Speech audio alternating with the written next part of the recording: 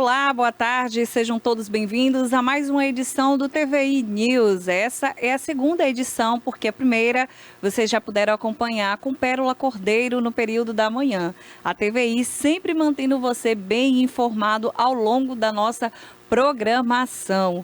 Vocês que estão aí nos acompanhando através do nosso canal e também do YouTube, pode aí conectar e nos acompanhar nessa programação de hoje. A TVI, segunda edição, traz hoje uma entrevista exclusiva com João Abílio daqui a pouquinho, porque nós temos ainda os destaques das notícias. Mas você aí que está nos acompanhando através do YouTube, é só acessar youtube.com/TVI Oficial e nos acompanhar aqui ao vivo nesta edição. Isso é verdade, vocês estão aí agora, telespectadores, nesta tarde, quinta-feira, mais precisamente às 17h07, nessa quinta-feira aí já. Vamos dizer que meados de dezembro aí, preparativos para o Natal. Vocês estão aqui acompanhando todas as notícias. A TVI que encerra esse ano 2025, completando 20 anos de história. Isso mesmo, a TVI completando 20 anos de história nessa grade aí que oferece para você muita informação e notícia de qualidade. Vamos aí também acompanhar os nossos... Quem quer acompanhar a gente, está nos acompanhando, aliás, né, pelo canal TVC também, canal 24.2 Ultra TVC, Itabuna e Ilhéus, aqui região, é isso mesmo, aqui vocês podem estar nos acompanhando através deste canal. E vamos então agora para os destaques de hoje, os destaques das notícias do TVI News. Hoje nós vamos falar aí de um assunto muito importante que ontem a gente falou a respeito da segurança pública. A Polícia Rodoviária Federal apreende quase meia tonelada de maconha que estava escondida em pneus de carreta vindas do Paraná, lá no Paraná, exatamente. Paraná ali, para quem ainda não sabe, geograficamente faz divisa ali, fronteira, né, com o Paraguai.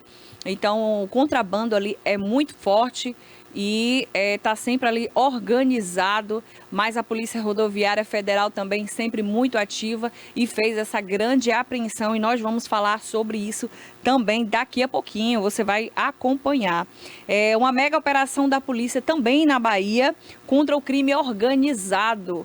A Bahia também está aí tentando responder, né, a todas as ações que o crime organizado, as facções estão aí territorializando, né, os espaços, mas a polícia continua agindo de forma muito eficaz. Nós vamos falar dessa mega operação aí que algumas cidades da Bahia foram realmente contempladas com essa ação e grandes nomes do crime organizado, né, estiveram aí presos, e você vai ficar sabendo já já como que foi essa grande e mega operação. Em Itabuna, a polícia prende 2 suspeitos armados com drogas durante a operação ali no bairro Sarinha Alcântara. Importante também, né, porque várias queixas e reclamações aqui de diversos tiroteios que está havendo nas madrugadas em diversos bairros de Itabuna, e a polícia tem tentado, de certa forma, conter as ações dos bandidos, mesmo ainda não tendo identificações de quem são esses criminosos que têm aí aterrorizado as comunidades, os moradores de comunidades, né, como o bairro de Fátima, Califórnia, Santa Inês, Sarinha Alcântara, Maria Pinheiro, Fonseca e diversos outros bairros também, né, numa demonstrativa de poder bélico mesmo que a gente fala, né, na verdade eles não estão trocando tiros entre si, mas demonstrando o poder de arma de fogo que a criminalidade pertence aqui também em Itabuna. A gente vai falar um pouco mais sobre isso também. Bom, mas nós temos um assunto também interessante para a gente falar, que é a medida provisória, a renovação automática da CNH para motoristas sem multa de trânsito. Essa novidade aí que chegou, contemplando aqueles motoristas, né, que costumam ali serem condutores regulares, sem nenhuma multa, vão estar ali sendo contemplados de alguma forma, como foi mencionado aqui, a renovação automática, sem precisar pagar por isso. A gente vai falar também a respeito logo mais. Bom, o Senado aprovou o fim da escala 6x1, aquelas pessoas que trabalham 6 dias e folgam apenas um, principalmente as pessoas que trabalham aí em centros comerciais do shopping. Essas pessoas aí estão interessadas nessa notícia que nós vamos dar daqui a pouquinho aqui no TVI News. Também temos informação a respeito de tecnologia, porque Ilhéus testa drone com inseticida. Isso mesmo, Ilhéus está aí testando um drone para poder ter aquela ampla disseminação do inseticida contra ali um mosquito da dengue, né? Importantíssimo. A gente vai falar mais sobre isso e trazer detalhes, né? Nós vamos falar também durante a entrevista com o João Abílio, que daqui a pouco vai estar no estúdio com a gente. A gente vai falar sobre a PL da dosimetria, que deu o que falar essa semana, né? Antes mesmo dessa PL ser aprovada ali, teve ainda uma confusão que chamou a atenção, né, ali do Congresso, naquela reunião que mais parecia mesmo um circo. Essa é a verdade, a gente vai comentar a respeito disso. Vamos falar também de outros assuntos de política a nível nacional e a nível regional também, porque tem movimentado bastante aqui os bastidores da política, toda essa organização dos possíveis pré-candidatos, tanto a deputados como a presidência da República. Você sempre bem informado aqui na TVI News. Agora a gente vai para um rápido intervalo e já a gente volta para poder apresentar essa edição de notícias para vocês.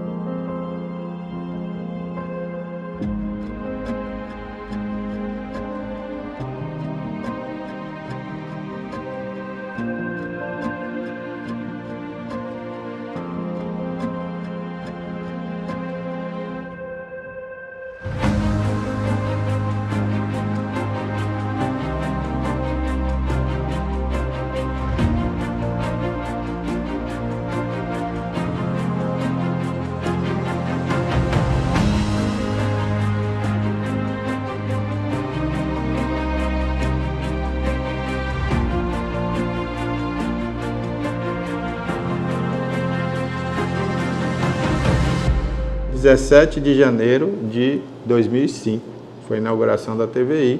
Inauguramos às 17 horas com o programa Cidade Já, que era o Reginaldo Silva que apresentou o primeiro programa da TVI. Era um programa que falava de política, falava dos assuntos do cotidiano da cidade. E daí até hoje nós nunca paramos, 20 anos fazendo uma programação 24 horas, a favor da região, que hoje pode dizer, nós temos um canal de TV por assinatura.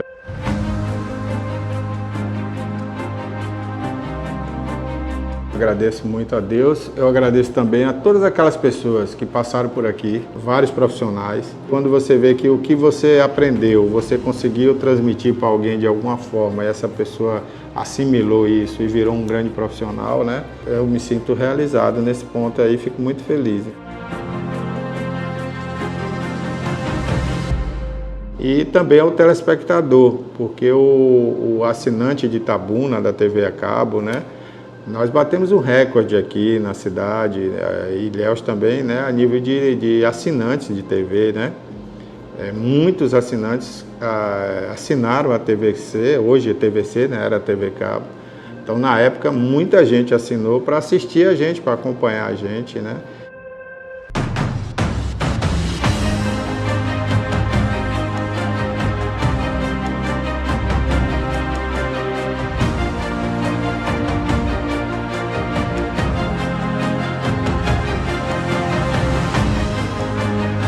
Então foi um recorde para uma cidade como Itabuna, chegou a um número muito alto e a gente ficou muito feliz.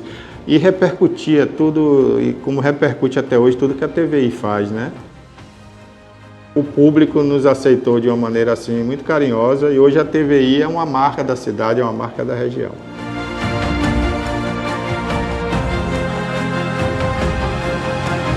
Eu agradeço do fundo do meu coração. Obrigado aí por esses 20 anos da TVI.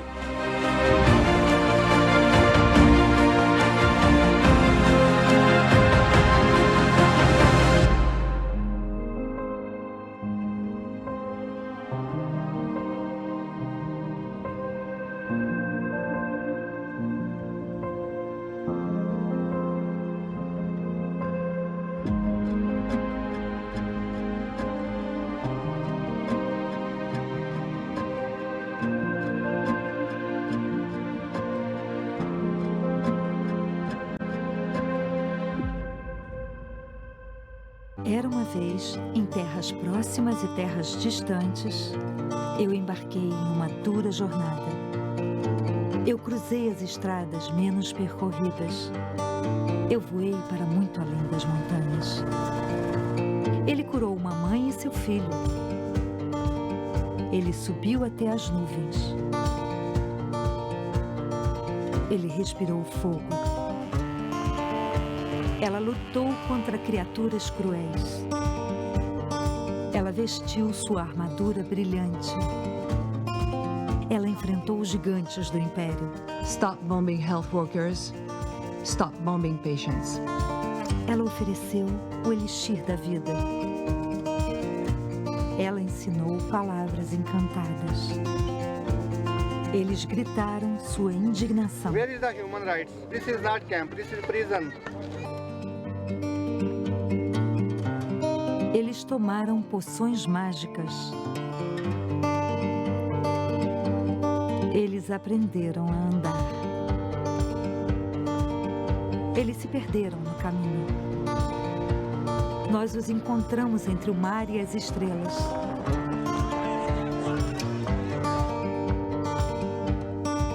Nós tivemos a ajuda de magos. Nós construímos castelos. Nós protegemos o tesouro. Nós fizemos tudo isso graças a pessoas como você. Ajude Médicos Sem Fronteiras a salvar vidas. Acesse agora msf.org.br. Médicos Sem Fronteiras. Precisamos de você para salvar vidas.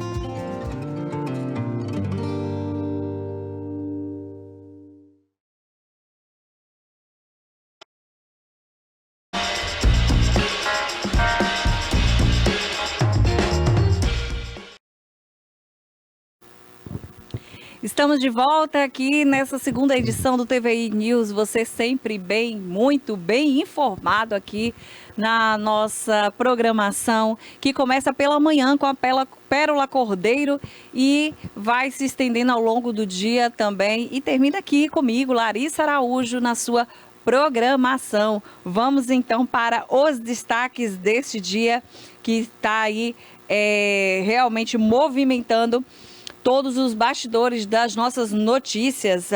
A gente está aí agora ao vivo com vocês e eu vou pedir logo de início para o Cássio colocar para a gente o primeiro destaque, que é a nível nacional, que é o da matéria da PRF aí, que o caminhão, os pneus foram encontrados aí, retidos com uma carreta com tonelada de maconha no Paraná. Vocês vão acompanhar essa reportagem aqui e ver como que o crime organizado também trabalha lá na região sul, muito próximo ali à divisa com o Paraguai. Coloca pra gente no ar essa matéria, Cássio. A Polícia Rodoviária Federal apreendeu, na manhã desta quarta-feira, quase meia tonelada de maconha que estava escondida em pneus e compartimentos ocultos de uma carreta na BR-277, no estado do Paraná. A ação ocorreu durante uma fiscalização de rotina, quando os agentes desconfiaram do comportamento do motorista e decidiram aprofundar a vistoria. Para auxiliar na busca, a equipe contou com o apoio de cães farejadores, que rapidamente apontaram locais onde a droga estava escondida. Ao verificar os pneus, os policiais perceberam sinais de adulteração. Parte deles precisou ser removida com o apoio do Corpo de Bombeiros, permitindo que os agentes alcançassem os tablets, habilmente acondicionados para tentar despistar a fiscalização. O motorista, que não teve o nome divulgado, foi preso em flagrante e deverá responder por tráfico de drogas. A carga ilícita e o veículo foram encaminhados à Polícia Judiciária para os procedimentos cabíveis. Pessoal, olha, é impressionante a capacidade que os bandidos têm, né, de inovarem aí nos métodos de contrabando, né? A maconha estava escondida literalmente dentro do pneu. Observem aí nas imagens que vocês estão visualizando através do seu televisor aí, o policial cortando literalmente o pneu, porque a droga está retida ali dentro, foi colocada ali dentro, né? E muito provavelmente uma tecnologia foi utilizada para poder colocar essa droga aí dentro e o pneu continuar ali com a sua utilidade. Olha a quantidade de drogas que foram encontradas, quase meia tonelada de droga foi realmente apreendida aí, graças também ao trabalho dos cães farejadores, porque sem o trabalho desses cães farejadores seria realmente impossível, né? A polícia conta sempre com a denúncia realmente de quem tiver qualquer informação que possa denunciar aí esse tipo de ação dos bandidos, mas o trabalho realmente dos cães farejadores, né, que são cães policiais, realmente merecem ser destacados, porque realmente é um trabalho excepcional, um trabalho fantástico, um trabalho aí que a gente precisa valorizar nesse sentido, porque não é fácil realmente o treinamento, inclusive, desses cachorros, né? Geralmente o período de trabalho deles é curto, né? Mas durante o serviço, o que eles fazem realmente é impressionante. Vejam vocês aí como que foi retirado, né? Toda essa droga de dentro, essa droga que é apresentada ali também, né? Como provas, né? Dos autos do processo dentro da delegacia. Essas drogas são direcionadas aí e até o final deste processo fica aí a investigação. Olha o tamanho da carreta, né, e dos pneus também, né, todos os pneus aí muito bem preenchidos de droga. Parabéns para a Polícia Rodoviária Federal, para o mais excelente trabalho da polícia, e a gente deve realmente engrandecer o Paraná, que está ali divisa com o Paraguai. É enorme a quantidade de drogas, de armas também contrabandeadas aí na fronteira. A polícia sempre atuante, tanto pela área terrestre como a marítima também, né? Porque muitas pessoas tentam ali também fazer esse tipo de contrabando através também da área marítima, mas a Polícia Rodoviária Federal sempre atuante, a Polícia Civil também sempre investigando, mas é uma das áreas aqui do Brasil mais difíceis mesmo em relação a isso, porque a fronteira não é fácil. Para quem conhece aí, quem já fez esse cruzamento, sabe dessa dificuldade. Bom, mas vamos também para uma notícia aqui bem perto, uma mega operação aqui na Bahia, Cássio, que aconteceu. A polícia contra o crime organizado. A gente pode colocar aí essa matéria já. A mega operação Zimmer, chamado Zimmer, mira líderes da facção e cumpre mais de 90 mandatos na Bahia. Ontem a gente falava aqui na edição do TVI News sobre a questão da criminalidade, das facções que estão aí tocando terror no território da Bahia. A Bahia que tem aí índices de segurança pública que deixam a desejar realmente, e são esses dados que realmente interessam para a população, né? Que são 90 mandatos sendo cumpridos, 90 mandados aí sendo executados de forma muito eficaz para a sociedade, que depende realmente desse trabalho da polícia para se sentir mais seguro. Vejam aí nas imagens essa operação, mega operação Zimmer, intitulada de Zimmer, né? E ela mira justamente isso, as facções organizadas, né? Cumprindo 90 mandatos, esses mandatos na Bahia e em mais outros 5 estados. Uma força-tarefa organizada aí pela Polícia Civil, Militar e Federal foi deflagrada nessa quinta-feira. Essa ação aí que vocês estão vendo, né? Essa fotografia aí foi agora pela manhã, na quinta-feira de hoje, essa mega operação, uma das maiores investidas já realizada no país contra a rede criminosa, que é responsável pelos tráficos de drogas, homicídios e lavagem de dinheiro, ou seja, envolve várias áreas da criminalidade. A ação ocorre simultaneamente na Bahia, no Sergipe, Espírito Santo, São Paulo, Santa Catarina e Pernambuco. Tudo isso com o objetivo de desarticular a cadeia de comando e enfraquecer a atuação de diferentes núcleos da facção, porque eles trabalham em diversas áreas aí, como vocês puderam ver, né? Lavagem de dinheiro e outros afins. As investigações identificaram uma estrutura criminosa altamente sofisticada, responsável por abastecimento, produção e distribuição de drogas, além da movimentação de recursos ilícitos por meio de pessoas físicas e empresas usadas para mascarar a origem do dinheiro. É isso aí.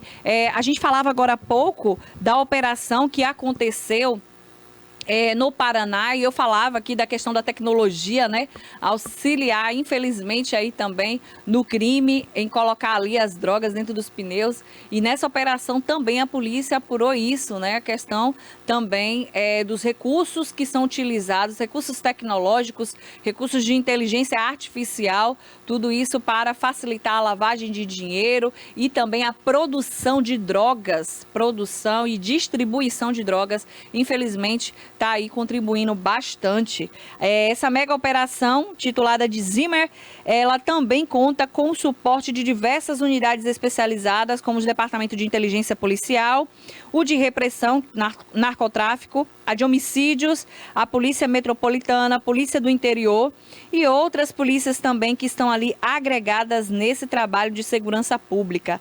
A Secretaria de Administração Penitenciária e Ressocialização da Bahia auxilia no acompanhamento de alvos já custodiados.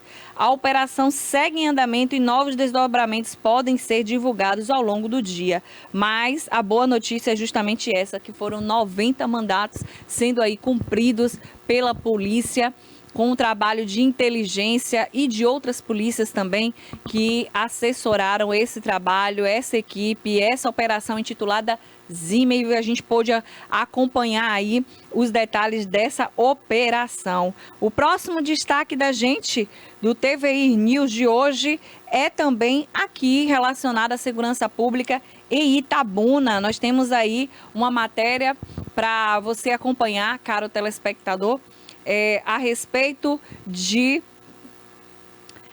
2 suspeitos armados com drogas durante a operação no Sarim Alcântara. Nós temos essa matéria e vocês vão acompanhar agora aqui no TVI News. Uma ação conjunta entre equipes da CIP Cacaoeira e do 15º Batalhão da Polícia Militar de Itabuna resultou na prisão de 2 homens envolvidos com tráfico de drogas e porte ilegal de arma de fogo. A operação, realizada nesta quarta-feira, ocorreu no bairro Sarim Alcântara, na área conhecida como Gogó da Ema. Durante as buscas, os policiais localizaram diversas porções de maconha, cocaína e crack, além de uma espingarda calibre 12 de repetição, 4 estojos e uma balança de precisão. Todo o material foi apreendido e encaminhado à delegacia. Os detidos foram identificados como Cauã Bastos e Ícaro Alves. Segundo a polícia, ambos já possuem envolvimento com o crime desde a adolescência. Ainda conforme informações policiais, Cauã é considerado o mais perigoso da dupla, sendo suspeito de diversos delitos na cidade, incluindo assaltos à mão armada e homicídios. Olha aí, a quantidade de drogas apreendidas, pode deixar essas imagens aí no ar. Olha essa imagem dessa arma assustadora, né? Os itabunenses ainda não estão acostumados com essa realidade. Acredito que a maioria ainda tenha esse conhecimento, né? Que a criminalidade aqui também está muito bem armada, com fuzis e até metralhadoras, né? Uma realidade até que era distante de nós. É uma realidade mais presente, Salvador, Rio de Janeiro, São Paulo, nas grandes capitais, mas Itabuna já tem aí esse pesadelo durante as noites, as madrugadas, porque diversos mesmo moradores ligam para 190 para fazer denúncias de tiroteios e ações dos criminosos durante a madrugada, que muitas vezes nem espera a polícia chegar. Essa é a verdade. Olha aí o arsenal que foi encontrado, balança de precisão. Parabéns para a Polícia Militar da Bahia, 15º Batalhão atuante em Itabuna. Quantidade de drogas, maconha, muita droga mesmo. Infelizmente é uma realidade. A polícia está aí sempre trabalhando, mas a verdade precisa ser dita. É que muitas vezes a sensação é de que está enxugando gelo, a polícia está enxugando gelo. A gente precisa de uma política efetiva, uma política pública efetiva, e por isso aí necessário que o governador e os deputados, né, possam aí legislar e fazer valer também os projetos, né, de ações efetivas de segurança pública, de combate à criminalidade. Combate à criminalidade, literalmente, porque quem está dominando os territórios, ir e vir, são as facções que dizem que pode, que não pode, toque de recolher aí que muitas vezes não é considerado, né? Mas é a realidade de muitas comunidades, principalmente comunidades dominadas pelo tráfico, como a cidade de Itabuna, e também que não é uma particularidade só de Itabuna, né? A gente pode perceber aí que essa é uma realidade que tem, de fato, tomado conta aí de diversas áreas, diversas regiões aqui da Bahia. E aí a gente fica com essas imagens sempre com aquele questionamento, né? Até quando? Até quando a gente vai ver imagens como estas de demonstração de poder dos bandidos, mesmo a polícia tendo ali uma atuação efetiva? Bom, eu queria agora só lembrar vocês que daqui a pouquinho o João Abílio vai estar aqui no estúdio da TVI News para uma entrevista exclusiva. A gente vai fazer aí uma análise criteriosa a respeito do cenário da política nacional, que tem movimentado aí bastante. Você, telespectador que está nos assistindo também aí, pode participar assistindo, comentando lá no nosso canal do YouTube. Você pode aí deixar a sua opinião, mas o que tem se visto nesse cenário da política aí realmente tem gerado bastante comentários aí, né, por parte dos internautas a respeito. Essa semana, antes de uma PL ser aprovada, teve uma cena icônica, né? A gente vai comentar sobre isso aqui quando o João Abílio já estiver aqui nos estúdios. A gente vai fazer esse comentário. Uma cena icônica que eu acredito que você tem acompanhado aí através das plataformas digitais, né? Os parlamentares praticamente se atracando ali na plenária, né? E aí as pessoas comentando, os internautas usaram mesmo essa terminologia, né? Olha, a casa ali do povo, se pintar de branco as paredes, vira um hospício, se jogar uma lona, vira um circo. E a gente não pode realmente fingir normalidade para um comportamento parlamentar que realmente nos envergonha os brasileiros. E, de fato, as pessoas ficam ali criticando mais a postura, né, dessa política, de como que se faz essa política. Em protesto, foi ali uma briga ferrenha, realmente. A gente vai comentar sobre isso. Depois teve a aprovação da PL durante a madrugada, essas PLs aí que são aprovadas na boca da madrugada, né? E a população sempre acompanhando, sempre tentando acompanhar essas informações de forma mais próxima possível. Tivemos esse episódio. Vamos falar também dos impactos desse cenário nacional na política aí, de forma regional, aqui em Itabuna, Ilhéus e região, né? E a Bahia que se prepara aí para mais um pleito em 2026. Vamos discutir aí essas eleições nesse cenário também, esses impactos. Vamos falar também, fazer uma avaliação de governos, do governo de Itabuna, do governo de Ilhéus aí. A gente vai fazer uma avaliação, uma análise política a respeito desses cenários também. Da Câmara de Vereadores, a atuação da Câmara de Vereadores de Itabuna, que essa semana deu o que falar com a Câmara itinerante aí, né? Essa Câmara itinerante que não transmitiu ao vivo, mas logo depois logo no início da manhã posterior da quarta-feira, foi ali já lançado no YouTube o link para que as pessoas pudessem acompanhar o que foi dito durante a sessão. Muitas falas repercutiram, mas falas que não tiveram ali muito aproveitamento a nível de legislativo, que é o que a gente sempre está aqui cobrando como informação, como credibilidade. A gente está sempre aqui cobrando da Câmara de Vereadores de Itabuna, que tenha sempre essa responsabilidade. Bom, mas aí a gente vai agora para o próximo destaque de hoje, que a gente está aqui hoje para receber o João Abílio, que já está chegando no estúdio aqui para essa entrevista exclusiva, mas vamos dar continuidade aqui aos destaques de hoje, porque uma medida provisória foi aí aprovada, que é a renovação automática da CNH para motoristas sem multa de trânsito. Essa novidade aí que contempla você que está aí nos assistindo, você que é um telespectador, também um motorista aí exemplar, que está aí sem as suas multas de trânsito, você pode ser contemplado na hora da renovação. Essa notícia que nós vamos falar agora, não é isso, Cássio?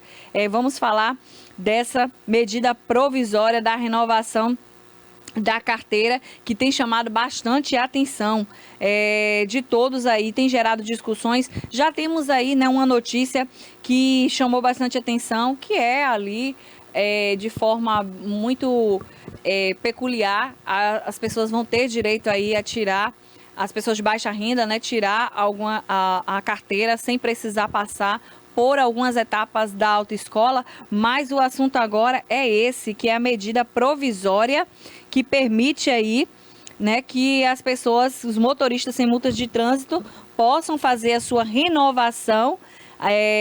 As pessoas que não cometeram infrações de trânsito nos últimos 12 meses poderão ter a carteira nacional de habilitação renovada de forma automática. Olha que novidade.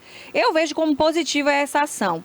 A medida está prevista na medida provisória 1327, ela foi editada pelo presidente Luiz Inácio Lula da Silva agora e publicada no Diário Oficial nesta quarta-feira, ou seja, já está ali para vigência. A norma já está em vigor, mas ainda precisa ser aprovada pelo Congresso Nacional em até 120 dias para se tornar definitiva. É isso mesmo. O texto altera o Código de Trânsito Brasileiro e amplia o uso do Registro Nacional, um cadastro que reúne motoristas sem infrações e sem sujeitas à pontuação durante o período deste ano.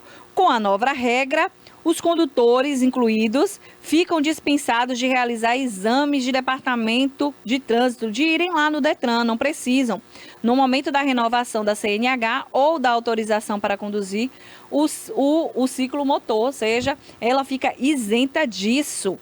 A renovação automática, no entanto, não se aplica a todos. O benefício não vale para motoristas com 70 anos ou mais. Então, vocês aí, o pessoal da terceira idade, infelizmente não vão ser contemplados. Condutores a partir de 50 anos poderão usufruir dessa renovação automática apenas uma vez, e motoristas com indícios de deficiência física ou mental ou de doenças que possam comprometer a capacidade de dirigir continuarão obrigados a passar por exames médicos e psicológicos. Vejam que é uma proposta muito bem estruturada, muito bem elaborada, porque tem ali os pré-requisitos. Não é assim simplesmente qualquer pessoa que tem aí sem multas, sem infrações, ela vai poder usufruir desse benefício? Não. Essas pessoas aí que possuem ainda uma deficiência ou qualquer outro tipo de doença que pode comprometer a capacidade, elas continuarão passando pelo processo obrigatório.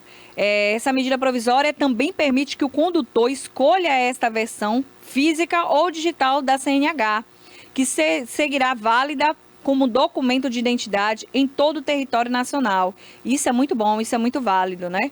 O documento permanece com prazo de 10 anos para motoristas com menos de 50 anos, 5 anos para aqueles que entre 50 a 70 anos, 3 anos para condutores acima de 70 anos. A medida provisória, ela mantém ainda a exigência de avaliação psicológica para candidatos de primeira habilitação e para motoristas que exercem atividade remunerada, como, por exemplo, taxistas, caminhoneiros, motociclistas, mototaxistas.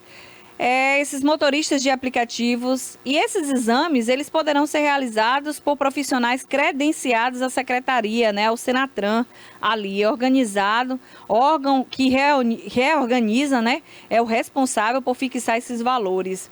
Bom, essa é a novidade aí, então se você está dentro desses critérios, saiba que você poderá ser contemplado no ato da renovação aí da sua carteira de habilitação. Isso é muito bom, isso é uma novidade aí, é uma medida provisória que contempla o justo, né, as pessoas ali que andam de forma ordenada, né, muito bem mesmo.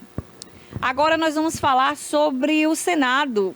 O Senado aí que trouxe essa novidade, essa feliz novidade, aprovando a escala aí 6x1, né? Eu que já trabalhei também nessa escala 6x1, desde o começo do ano, foi bem polêmico, né?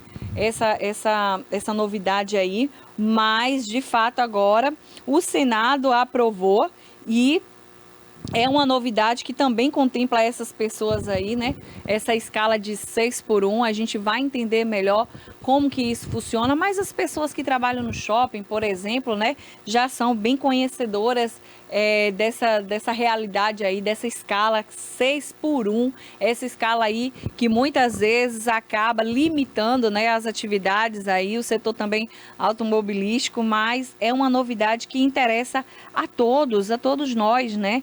Porque é sempre bom a gente se manter inteirado a respeito disso. E aí, de acordo com a Comissão de Constituição e Justiça, o Senado aprovou nessa quarta-feira, quarta-feira, ontem, dia 10, o fim da escala de 6 dias de trabalho por um dia de descanso. A redução dessa jornada de trabalho das atuais 44 horas para 36 horas semanais. Ambas mudanças são sem redução salarial, ou seja, reduz a carga de trabalho em quantidade de dias ali, né? Mas não reduz o salário, permanece o mesmo, né? Não tem alteração no salário. Bom, agora o tema segue para o plenário do Senado. A proposta de emenda é a Constituição da PEC 148 de 2025. Ela foi concluída na pauta como matéria extra, sem aviso prévio e aprovada por votação simbólica, de autoria até do senador Paulo Paim. É isso mesmo, a PEC foi relatada pelo senador Rogério Carvalho, que é aí do PT em Sergipe, mas o relator explicou o seguinte, que a PEC reduz já no primeiro ano, após a aprovação do texto, a jornada máxima de trabalho de 44 horas para 40 horas semanais. Esse pessoal aí que trabalha com essa jornada já vai ter essa redução. Durante os 4 anos seguintes, haveria uma redução de 1 hora de trabalho por ano até chegar às 36 horas semanais. São mais de 150 milhões de brasileiros que se beneficiarão desta PEC. São 150 milhões de brasileiros que trabalham aí nesse regime da escala 6x1, para vocês terem noção, 6x1. É muita gente, é muito brasileiro realmente trabalhando aí retido nessa escala. Então, considerando as famílias e considerando quem contrata também, porque vai movimentar a economia, vai mudar a realidade social desse país, o Rogério acredita sim nessa PEC. No parecer do relator, inclusive, pessoal, ele argumentou que a jornada 6x1 está associada ao aumento dos riscos de acidentes em razão do cansaço, por diminuir a qualidade do trabalho e por causar danos à saúde, prejudicando o bem-estar do trabalhador. Fato, né, comprovado estatisticamente, os números aí de pessoas com o transtorno de burnout e diversos outros transtornos mentais, como a de ansiedade crônica, depressão, né, e muitos outros aí, crise do pânico. Então são síndromes aí, doenças mentais que são acometidas aí realmente pelo cansaço extremo dessas escalas estendidas, tanto de horário como de dias, né? E aí acaba realmente impactando nesse cenário mesmo da saúde. No Brasil, as redes sociais têm sido tomadas nos últimos meses por manifestações contrárias aí, né, à escala 6x1, mas, nesse sentido, foi criado o movimento Vida Além do Trabalho, com o objetivo de alterar a legislação para assegurar o equilíbrio entre trabalho e vida pessoal. Por quê? O que as pessoas argumentam é o seguinte: nessa escala 6x1, né, quem trabalha, em qual momento essa pessoa vai ao médico? Quando vai ao médico, de certa forma, ela continua ali, né, onerando a folha do empresário, porque ela vai precisar de alguma forma sair para poder realizar suas necessidades pessoais, como ir ao médico, por exemplo, vai ter que ter um atestado ali, por exemplo, né? E muitas vezes o próprio funcionário não quer fazer isso. E o empregador também fica ali sabendo que precisa respeitar o que está na legislação, mas para além disso, qual o momento de lazer, qual o momento em que essa pessoa tem ali para poder cuidar das atividades dela, geralmente, né, em horário comercial, de segunda a sexta, ela está trabalhando. Né? Nessa escala aí fica realmente afugentada. Então o fim da escala, ela vem para contemplar justamente a qualidade de vida desses trabalhadores, que não são poucos aqui no Brasil, são mais de 150 milhões. Né? Estamos falando de mais de 150 milhões. A Câmara dos Deputados também discute o tema na subcomissão especial dedicada para analisar justamente essa escala. Na semana passada, quando foi apresentado, o deputado Luiz rejeitou o fim da escala e propôs redução dessa jornada de 44 para 40 horas semanais. Né? O relator alegou que o seu texto foi a saída possível dentro da realidade econômica das empresas brasileiras e da elevada informalidade do mercado do trabalho, né? Na tentativa ali de equilibrar, né, tanto para o trabalhador como para o mercado de trabalho ali informal também, que acaba fugindo aí dessas escalas, como vocês podem ver. O relatório lido na última quarta-feira, na subcomissão, modificou o texto original de autoria da deputada Érica Hilton, que previa o fim da escala de 6x1 a uma jornada de 36 horas. É uma notícia boa, né, uma notícia aí bastante interessante, que a gente contempla, né, principalmente a essas pessoas, às vezes 150 milhões aí, né, de brasileiros que trabalham, todo o nosso respeito, né, e admiração também aí por sustentar essa escala aí, que é difícil, mas às vezes era necessário, né, e agora segue o texto aí para a aprovação. Agora nós vamos para um rápido intervalo e já já a gente volta com mais notícias e a entrevista exclusiva. Era uma vez, em terras próximas e terras distantes, eu embarquei em uma dura jornada. Eu cruzei as estradas menos percorridas. Eu voei para muito além das montanhas.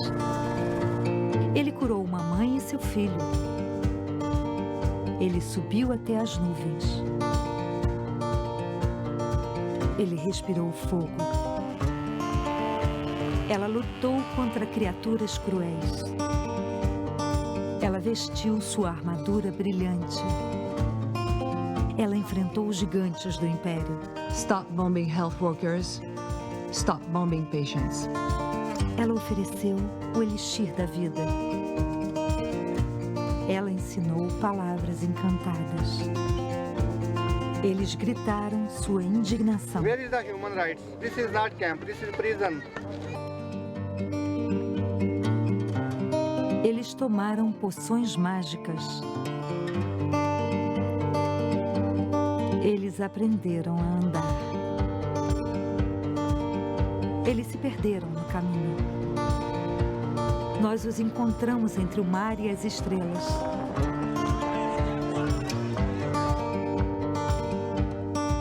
Nós tivemos a ajuda de magos. Nós construímos castelos. Nós protegemos o tesouro. Nós fizemos tudo isso graças a pessoas como você. Ajude Médicos Sem Fronteiras a salvar vidas. Acesse agora msf.org.br. Médicos Sem Fronteiras. Precisamos de você para salvar vidas.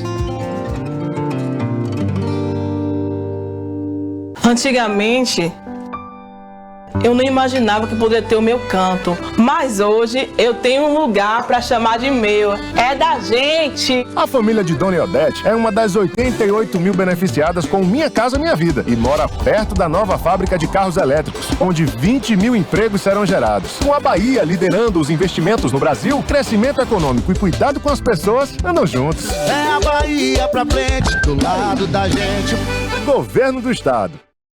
Criada em 2005, a TVI se tornou a primeira emissora de TV por assinatura fora do eixo Rio-São Paulo, transmitida pela operadora TV Cabo para mais de 40 mil espectadores em Itabuna e Ilhéus. Com uma programação 24 horas no ar, a TVI chegou a fazer 6 horas de programação local diária ao vivo, revelando talentos para a televisão baiana.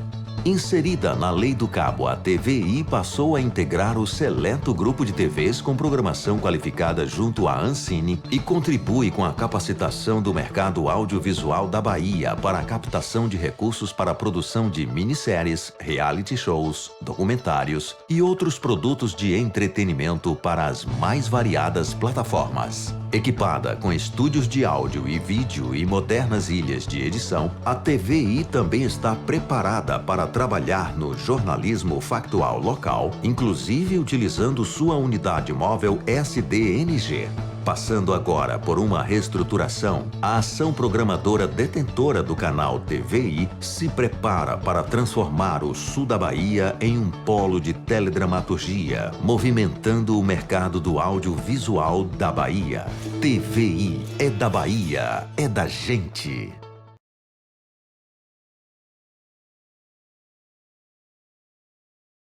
Antigamente, eu não imaginava que poderia ter o meu canto, mas hoje eu tenho um lugar para chamar de meu. É da gente! A família de Dona Odete é uma das 88 mil beneficiadas com Minha Casa Minha Vida e mora perto da nova fábrica de carros elétricos, onde 20 mil empregos serão gerados. Com a Bahia liderando os investimentos no Brasil, crescimento econômico e cuidado com as pessoas andam juntos. É a Bahia pra frente, do lado da gente. Governo do Estado.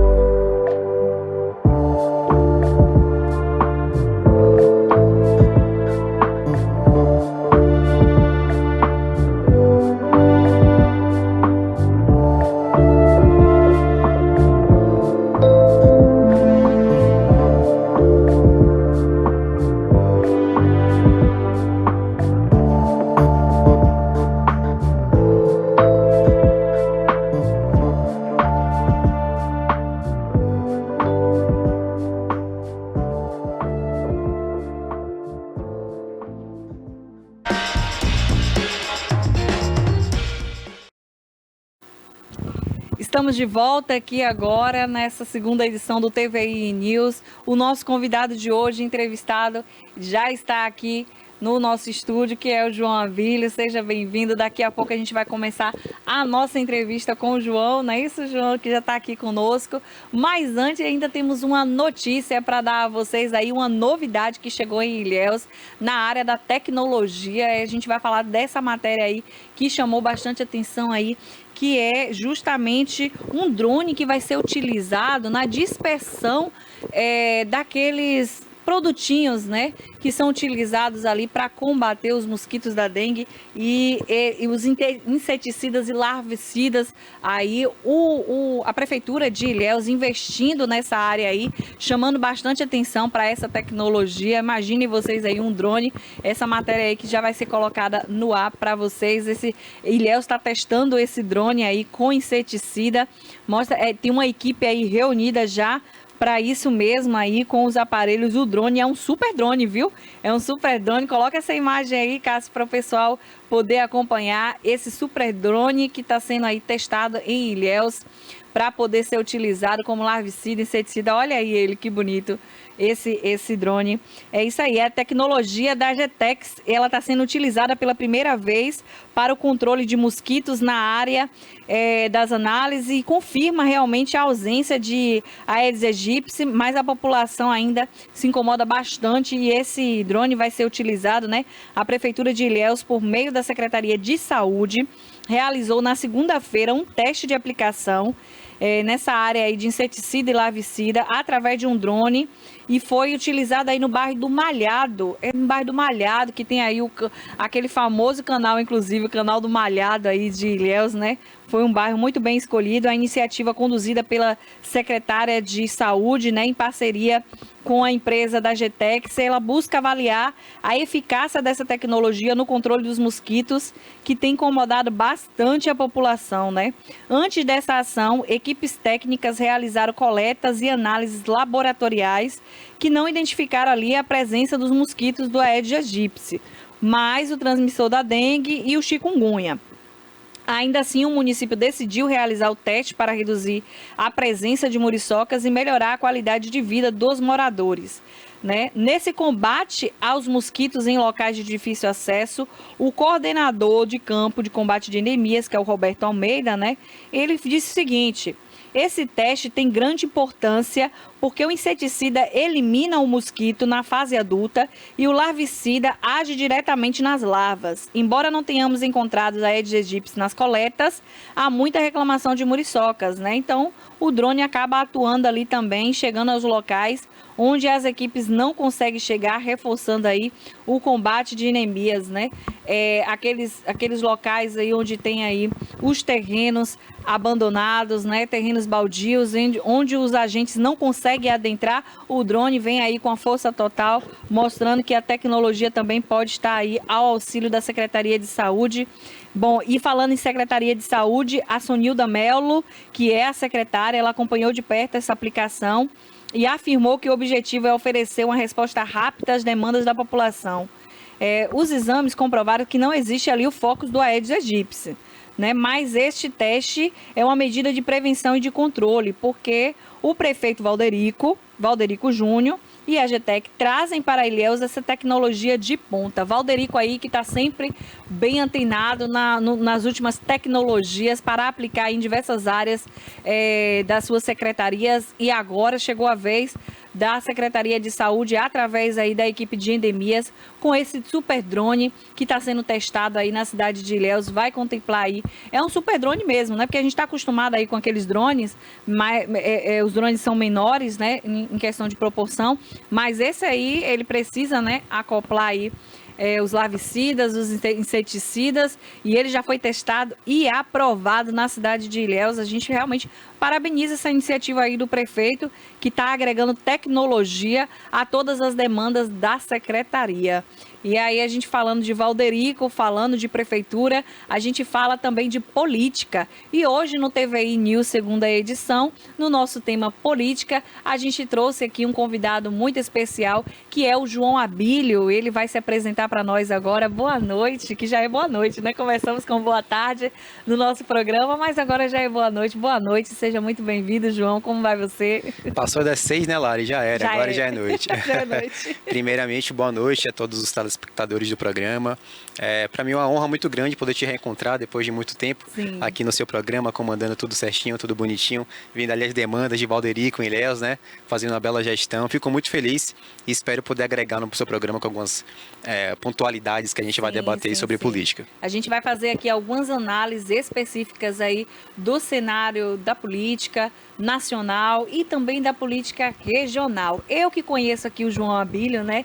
Sei bem aí como que anda o João Abílio por esses meios da política, mas eu gostaria que você se apresentasse, João. João, você tem quantos anos mesmo, né? Pudesse se apresentar pra gente, sua formação aí. Quem é o João Abílio? Vamos lá.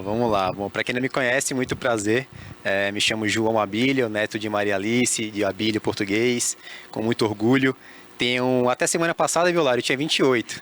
Aí agora, no dia 5 de dezembro, eu completei 29 anos. Sou formado em Direito, né, pela Unime, antiga Unime, agora atual Anhanguera. Tenho algumas capacitações já realizadas por algumas grandes faculdades aqui da América Latina, com muito orgulho, né, essa capacitação política que eu sempre venho buscando para poder agregar no meu trabalho, na minha melhor representatividade para o pessoal de Itabuna, todo o município, que é pela Odon Cabral e pela INSPER. Né? Grandes referências aí em faculdades de ensino do executivo, do legislativo, gestão pública, desenvolvimento de liderança, e a gente vem agregando um pouquinho o nosso currículo aí da melhor forma possível para poder melhor representar a nossa região. E João, que falou que tem 28 anos, já não está tão jovem, tão jovem assim, aproveite aí esse... Estou chegando no limite dos 29, no limite, não é isso, João? Mas você falou aí, trouxe uma grande referência, né, que é Maria Alice, né, João Abílio, neto de Maria Alice, uma mulher política muito bem referenciada, não somente na cidade de Itabuna, mas em toda a região, conhecida a nível de estado mesmo, né? Infelizmente nos deixou durante este ano, né? Você acredita que a personalidade política de Maria Alice influenciou para você nessa decisão de se inserir nesse cenário da política? Você fala de Maria Alice, até o coração já palpita mais acelerado assim, porque realmente no dia 6 de março desse ano foi um momento muito difícil para a gente com a perda dela, né? Infelizmente ela teve algumas complicações em relação ao AVC que ela teve e infelizmente não resistiu a tudo, medicamente falando assim, né? A sua saúde debilitada, com alguns resquícios, estava muito predominante o acúmulo do AVC em relação ao seu cérebro. Infelizmente tivemos essa perda. Inclusive tenho aqui uma medalhinha com ela, né? Sempre, todos os lugares que eu vou, ela tá junto comigo, sempre me auxiliando em tudo lá de cima, que eu sei que ela tá mandando boas energias. Inclusive, mandar um beijo pra Bibi, que me deu esse presentinho aqui, que você tá sempre comigo, tô sempre carregando. Mas a minha avó teve realmente 100% de influência na minha carreira política, como eu já disse em alguns momentos, aqui na TVI também. A gente sempre tomou café da manhã conversando sobre política, a gente sempre almoçou conversando sobre política, jantando sobre política, diversas reuniões na nossa sala de estar. Uma que me marcou bastante foi a Covid, quando o Fernando Gomes e o vice Vita tiveram esse grande problema aqui no município e tivemos uma reunião sobre o Covid na minha sala e eu pude estar ali de ousado, intrometido, mas absorvendo diversas experiências. Tinha a Eric, tinha diversas pessoas do CDL, e como as coisas são loucas, né? As pessoas priorizando o comércio, outras priorizando saúde, outras no final priorizando a vida em si. Então é muito importante esse tipo de experiência, porque a gente pode estar agregando a nossa caminhada a partir de desafios que nos aparecem. Mas com certeza minha avó foi uma grande referência, acho que para muitos aqui em Itabuna, em relação ao social, em relação à caridade. É uma pessoa que eu carrego muito orgulho da sua trajetória, muito orgulho do que ela fez por nossa família, por nossa cidade, por nossos munícipes, né? Então, com certeza, a Maria Alice está no meu top 1 de referências políticas. E foi importantíssimo você abrir esse espaço para falar, porque o seu nome não está na política simplesmente por ser neto de Maria Alice. Você acabou de deixar muito claro agora, né? O real motivo da influência dela, que não é somente o nome, né? Como muitas pessoas sabem aí, conhecem, né? A Maria Alice tinha ali o título de Dama de Ferro, né? A dama de ferro ali de Itabuna, porque ela era muito influente, principalmente nesse ambiente majoritariamente ocupado por homens, né? Um ambiente muito masculinizado, e ela era realmente a voz influente ali numa personalidade específica, como a de Fernando Gomes, que também foi outra personalidade que construiu a história política de Itabuna. E aí você mencionou aqui de forma bem detalhada, e é importante a gente ressaltar isso, né?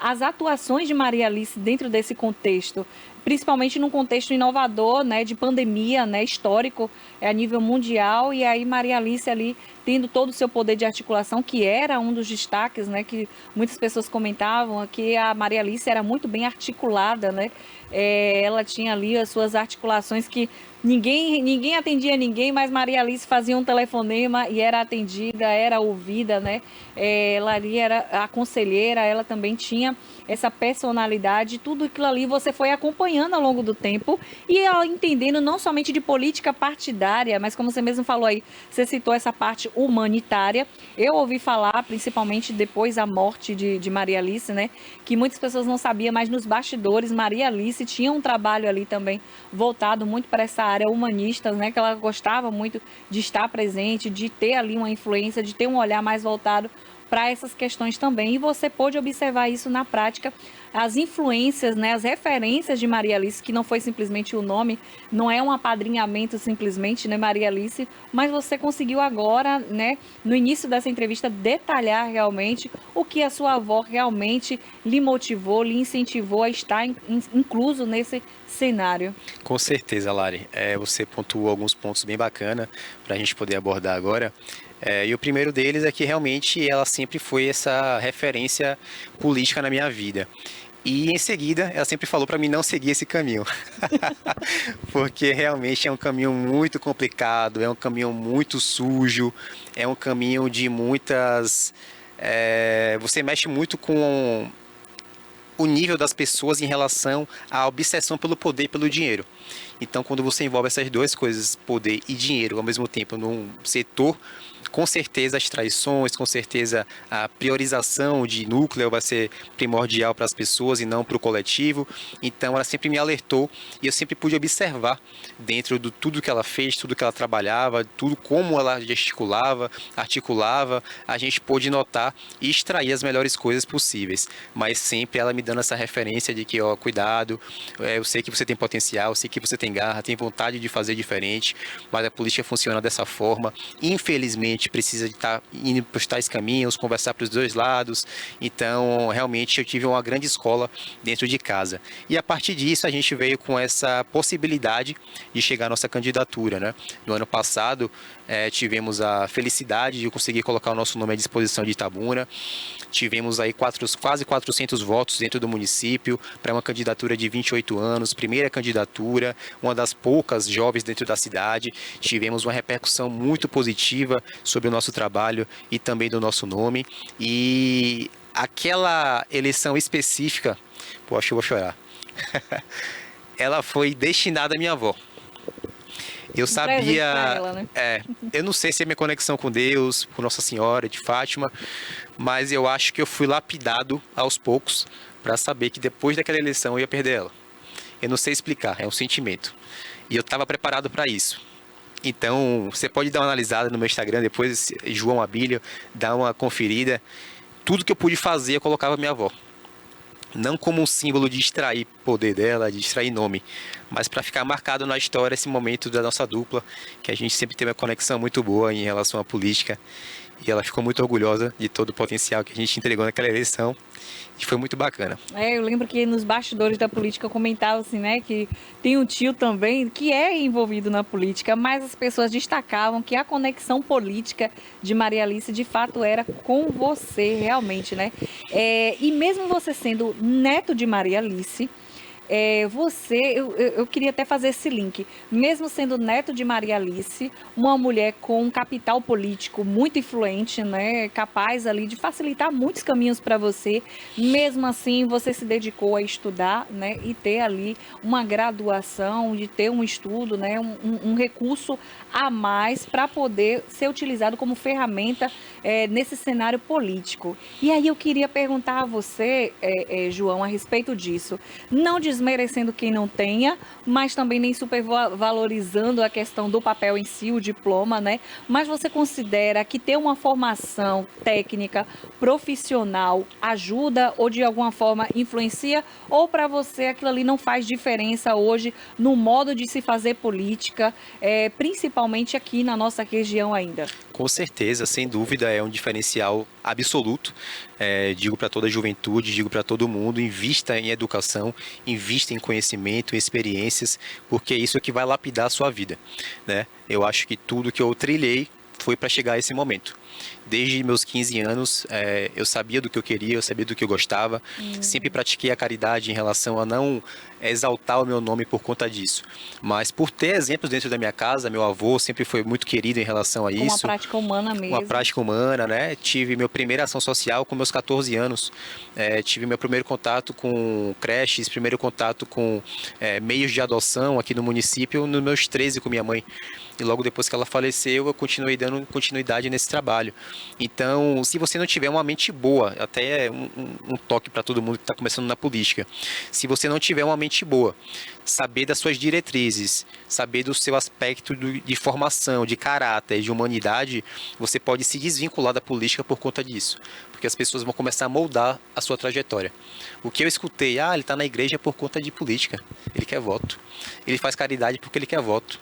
Se uma pessoa de 13 anos, uma criança de 13 anos, tem essa mentalidade, essa maldade de já moldar isso para chegar aos 28 e conseguir isso, realmente é de tirar o chapéu e é algo que não é comum. Então eu deixo essa dica para vocês em relação a se blindarem emocionalmente e mentalmente, porque infelizmente a política tem esses déficits. Agora, voltando à questão dos estudos, com certeza me preparei, pude conhecer o legislativo, pude conhecer as regras do jogo, pude conhecer o executivo, né? Todas as demandas que podem estar extraindo, de como fazer acontecer, de como ser oposição, de como bater de frente. Então, tudo isso é muito importante para o meu político, né? Eu acho muito...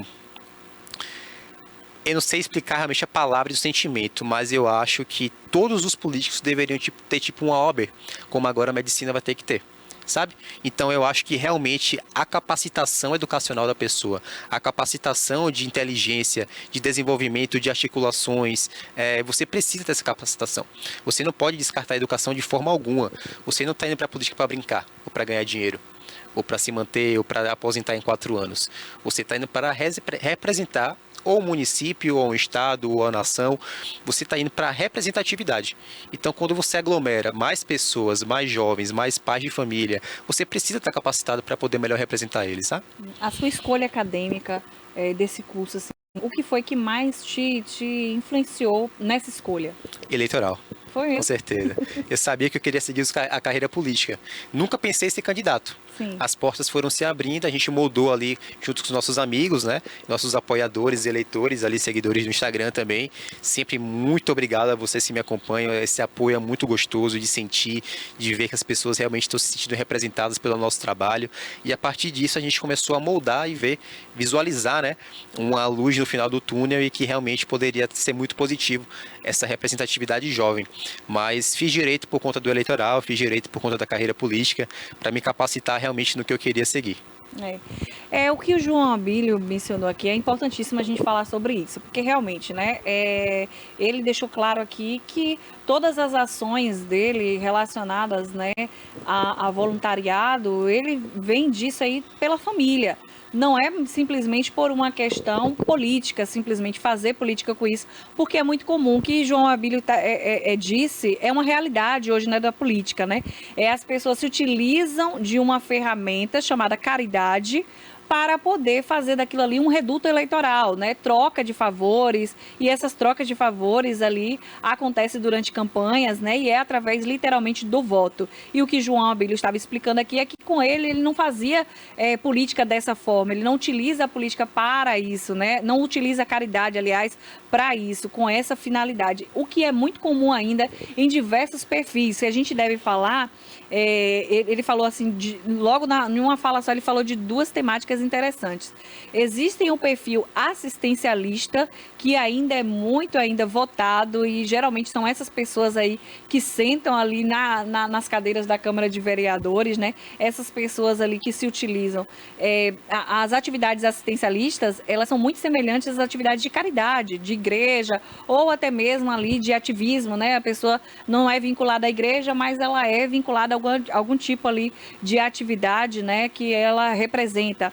Então, essas pessoas, elas se utilizam desse assistencialismo para poder chegar à política, e quando elas chegam à política, elas continuam se utilizando disso, né? Infelizmente, como uma ferramenta que não deveria ser utilizada como troca de voto, porque na verdade o que deveria ser utilizado é o que João fez. A principal ferramenta dele é o estudo. Ele foi ali procurar estudar, se aprimorar para poder entender como é que funciona, não somente a máquina pública, mas como que funciona o regimento, como é que funcionam as leis, porque política é sobre isso também. Então eu, assim como João Abílio, também acredito que uma formação técnica, ela deveria ser essencial, né? Mesmo que a pessoa, porque muitas vezes a gente percebe, João, mas o candidato ele não teve condições de cursar, ele não teve condições disso ou daquele outro, mas quando chega lá ele permanece sem buscar o conhecimento técnico, ele permanece sem buscar ali um estudo, uma graduação que possa dar um suporte maior para ele desenvolver um trabalho melhor dentro da política, não é verdade? Eu discordo muito desse tema, Lari, de não ter capacidade, de não ter como estudar, não ter como se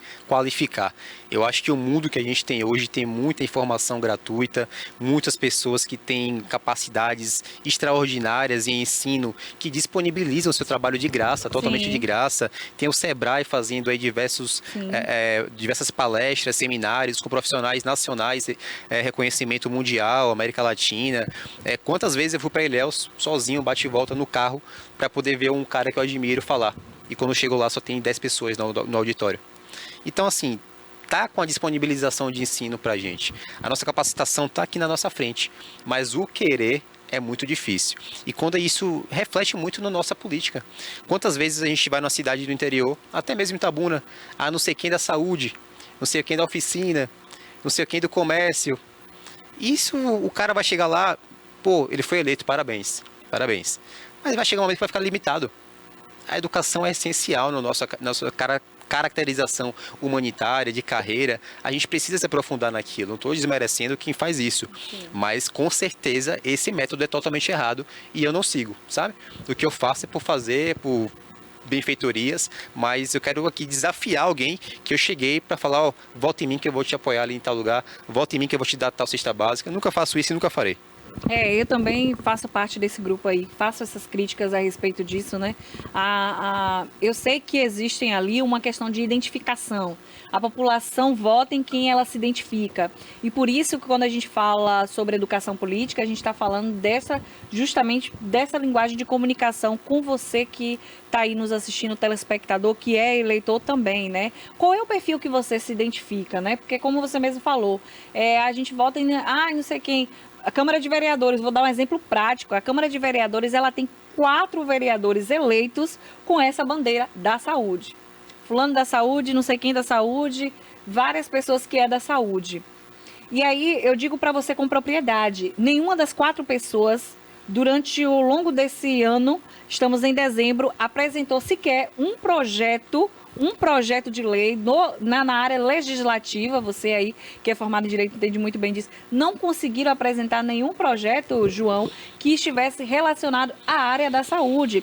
Essas pessoas geralmente eram representantes, né, técnicos de enfermagem, era alguém que trabalhava no posto de saúde, que viabilizava de forma ilícita até procedimentos médicos, que esses procedimentos devem funcionar de forma regular, pelo próprio nome que fala, regulação, que é o SUS, mas a gente sabe que existem diversas formas de serem burlados o sistema, né? E as pessoas se utilizam até da máquina pública para fazer justamente campanha, para fazer redutos eleitorais com aquilo ali. E aí elege um exemplo, né? Fulano de tal da saúde. E aí chega lá essa pessoa continua sendo fulano de tal da saúde, continua fazendo o mesmo de sempre, né? Que é ali marcando um exame, que é ali viabilizando para você uma consulta médica no posto médico. Só que quando você elege um vereador, por exemplo, que foi justamente, né, o cargo para qual você concorreu, você espera muito mais do que isso. Você espera que seja apresentado um projeto de lei, que seja fiscalizado o funcionamento do posto médico, que seja cobrado ali, né, os médicos que realmente existe aquela necessidade, e de fato não são, né? Com certeza, Lara, você tocou em diversos pontos aí bem interessantes para a gente poder conversar, e o primeiro deles que eu queria abordar é o seguinte: como você falou, né, vários representantes que levantam a bandeira, mas que na hora H ou se vendem ou querem fazer parte do processo, que é muito satisfatório, e a gente não sabe, né? Não posso falar aqui, afirmar algo que eu não conheço, não tenho conhecimento, não tenho provas, né? Então é muito complicado. Como eu falei, as pessoas vão se limitar. A gente precisa de uma capacitação para quando chegar o nosso momento de representar, a gente conseguir entregar o nosso melhor trabalho. Só que eu vi isso na minha época de eleição. Ano passado, em época de eleição, no dia da eleição, eu vi candidatos muito bem votados em Itabuna, não vou citar nomes, né? Mas muito bem votados em Itabuna, eleitos com grande destaque atualmente, com essa hipocrisia, levantando bandeiras bonitas, levantando bandeiras saudosas, lindas, com comentários harmoniosos, mas na véspera da eleição, no dia da eleição, estava com a bancada na frente do colégio eleitoral, pagando R$300 no voto. Assim fica muito fácil, vereador. Com certeza fica muito fácil. Eu quero ver você vir para o chão, por mano a mano, sem investimento, sem corrupção, sem fazer coisa errada, assim como foi minha eleição. Então, quando eu tive 400 votos, eu senti muito orgulho daquilo, porque realmente é como se fosse o natural. De pessoas que acreditaram realmente no seu potencial político. Não tenho nada para poder oferecer. Exato. Tenho a minha capacidade de poder representar um povo. Não tenho nenhum tipo de esquema político para poder beneficiar algum tipo de núcleo. Não tenho dinheiro para poder investir em eleição. Então, realmente foi a identidade que a gente criou através de uma grande representatividade nas redes sociais. Então, é muito fácil a gente colocar corrupção no meio, comprar voto, pagar R$300 no voto no dia. Prometer, prometer e não cumprir. Né? Exatamente. Entrar no bairro hoje em dia e ser mal falado por todo mundo. Então, esse tipo de histórico eu não vou carregar na minha vida, porque esse tipo de política, esse tipo de caminho eu sei que eu não vou trilhar. No Brasil, telespectador, criou-se o hábito, né, de votar no candidato ali, né, por algo em troca. É como se você tivesse que ser beneficiado, como se você tivesse que ser contemplado por algo que realmente pudesse, vamos dizer assim, olha, é um mérito, né, é um presente por você ir à urna. Quando, na verdade, o fato de você sair da sua casa em um único dia a cada 4 anos, né? Na verdade, a cada 2 anos, é um compromisso de cidadão. É como se fosse uma obrigatoriedade mesmo. É um serviço que você tem que cumprir por você e pela sociedade. Você não deve permutar o seu voto, você não deve trocar o seu voto, você não deve vender o seu voto por nada, porque aquilo ali, quando você faz isso, você, na verdade, vai pagar essa conta ao longo dos 4 anos, né? Você pensa que você está ganhando, quando, na verdade, você deve creditar o voto simplesmente pelo potencial político da pessoa, sem ela precisar prometer cargo, sem ela precisar prometer nenhum tipo de promessa realmente que não possa ser cumprida. A única promessa, que ela deve fazer realmente é que ela esteja apta a poder ocupar o cargo que ela está se candidatando, né? Com os devidos requisitos, com a competência, com a elaboração ali de projetos, com o planejamento, não somente de campanha, mas também de todo um mandato, né? Que ela tem ali previsto nisso. Então, o que João Abílio está falando é algo muito interessante, é algo muito importante, que você deve trazer como relevante. Os votos, a quantidade de votos, né? Que não permitiram que João Abílio hoje pudesse estar ocupando uma cadeira eletiva ali durante a Câmara de Vereadores, faz diferença hoje, porque o retrato que vemos de uma Câmara de Vereadores omissa, o retrato de uma Câmara de Vereadores hoje que não se manifesta, mas nós temos aqui um jovem que foi muito bem votado, porém não permaneceu ali durante o pleito para vencer, não conseguiu ocupar, mas o João Abílio aqui demonstra ter muita capacidade, ter muito conhecimento e poderia estar hoje ocupando de fato uma cadeira eletiva. Não não ocupou devido a todos esses entraves que ele mesmo mencionou aqui, a compra de votos, a corrupção, e a gente está falando dos políticos ali que compram votos, mas a gente também está falando de você que vende o seu voto, que permite, né, ser vendido nisso. Enquanto você tiver essa mentalidade, enquanto você tiver essa consciência política de que não, realmente, o político que queira que eu vote nele, ele tem que me oferecer alguma coisa, não, ele não tem que te oferecer nada, e você também não tem que pedir nada, né? É o que se espera de uma pessoa que vai estar ocupando um cargo eletivo, que vai receber dinheiro público para isso, para trabalhar não em benefício próprio e nem de particularidades, mas em benefício de um bem comum. Né? E a sua candidatura, você falou aí, né, sobre a questão de você ter a sua quantidade de votos, da forma como você fez campanha, mas você faz hoje, né, já tem mais de um ano, né, isso mesmo, um ano, após um ano, qual a avaliação que você faz da sua campanha em relação a todo esse cenário que você descreveu? Só para acrescentar um pouquinho do tema passado, Lari, não estou me colocando como melhor do que ninguém não, tá? Eu só estou falando que eu acho essencial termos esse diferencial da educação. Até para deixar meio claro, porque realmente tem as maldades aí, né? Não, e também porque a gente não está acostumado, eu entendo você perfeitamente, né? Quando a gente fala da valorização da questão da educação técnica, a gente está falando da educação técnica, parece que é como se a gente estivesse querendo diminuir ou desvalorizar, né? Que já chegou lá, até porque nós temos aí diversos nomes na política que já passaram por Itabuna e em outras cidades também, né? Que não tiveram ali o diploma, mas fizeram um excelente trabalho, né? Não é essa questão, mas o que a gente está falando é realmente do diferencial, porque o conhecimento não pode ser ignorado, né? A gente não pode dizer que não faz falta ou que não faz diferença. Isso seria uma estupidez a gente dizer isso. Mas como apresentador, como convidado, como está à frente da sociedade, a gente precisa dar esse exemplo de estar incentivando a educação. Exatamente. Então é esse sentido que a gente está querendo dizer. Sim. E, inclusive, quando você toca no assunto das pessoas terem essa noção de não vender voto e não comprar, eu trago esse formato de migalhas que Itabuna sempre recebe. Eu observo o cenário político de Itabuna com outra visão.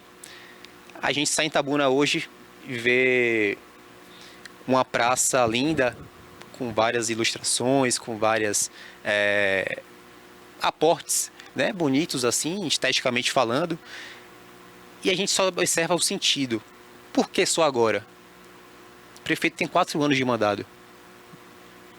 Por que só foi mandato? Qual foi o empecilho que mudou o pensamento do prefeito para poder colocar Itabuna nesse topo de perfeição natalina? Por que não nos anos anteriores? Será que porque a mulher dele vai ser candidata ano que vem a deputada estadual? Então a gente precisa pensar em política de uma forma mais maldosa, porque infelizmente as pessoas que estão no poder, ela tem essa mentalidade de poder moldar o seu voto e moldar a forma como vocês pensam. Então não fiquem satisfeitos com migalhas. Isso deveria ser a obrigação do prefeito, não só no ano que antecede as eleições para a mulher dele ser candidata, mas todos os anos que a gente está vendo ele como prefeito. Então eu acho que Itabuna hoje está num auge muito bonito de iluminação natalina, isso aí tem meu aval 100%, mas eu acho que, por outro lado, poderia ter tido isso há muitos anos atrás e não tivemos esse prazer, né? E agora, quando antecede uma eleição para as eleições estaduais, a mulher dele se lança deputada estadual, a gente tem esse tipo de repercussão. Mas só um formato para vocês também terem essa maldade de poder pensar. Eu vou aproveitar essa sua fala, João, para a gente entrar, porque estava aqui na pauta previsto justamente isso, a gente fazer uma avaliação de governo a respeito disso, né? O prefeito Augusto Castro, ele conseguiu de forma inédita, e não digo de forma inédita simplesmente porque foi reeleição, mas dentro do contexto que foi apresentado, né, da oposição, do planejamento estratégico ali da oposição, da facilidade de Augusto Castro, né, de estar inserido dentro da máquina. Quando a gente fala, né, estar inserido da máquina, você está ali no poder, né, no comando ali, facilita tudo isso. Também, assim como você, eu sou uma mulher política, mas de fato eu considero as ações da mulher política autêntica, né? A mulher política instrumentalizada, isso aí acaba realmente dificultando muito os caminhos da política, né? E o que a gente vê hoje é justamente isso. Diversas pessoas questionando, mas a Andréia Castro, ela ocupa algum cargo hoje, algum cargo público, né? Ela tem ali algum trabalho desenvolvido? Não. Ela é apenas a primeira-dama a esposa de Augusto Castro, vez ou outra ela ali recebe um título de madrinha, né? Foi inaugurada ali uma quantidade de cirurgias bariátricas, aí ela vai estar lá presente, né? É tudo muito de forma midiática, tudo de forma muito assim, a gente percebe, né, que é já numa pré-campanha ali, mas a gente esquece de observar isso que você falou, né? São pequenas coisas que são de obrigatoriedade. Por exemplo, nós tivemos agora o Outubro Rosa, que a nível nacional é uma campanha, né, que ali destaca muito a questão do combate a esse câncer, mas é muito fácil você chegar, gravar um vídeo, botar uma blusa rosa, uma fitinha, né, e dizer, mulher, se cuide. E quando essa mulher vai ali para o centro de regulação, ela simplesmente encontra, como eu já mencionei isso nas redes sociais, né, uma fila de 237 pessoas. Ela pega ali uma requisição para fazer a mamografia, eu estou falando para você ter noção. Ela pega ali a sua requisição, onde ela está na posição ali, 237 pessoas na frente dela. A primeira pessoa está aguardando desde janeiro.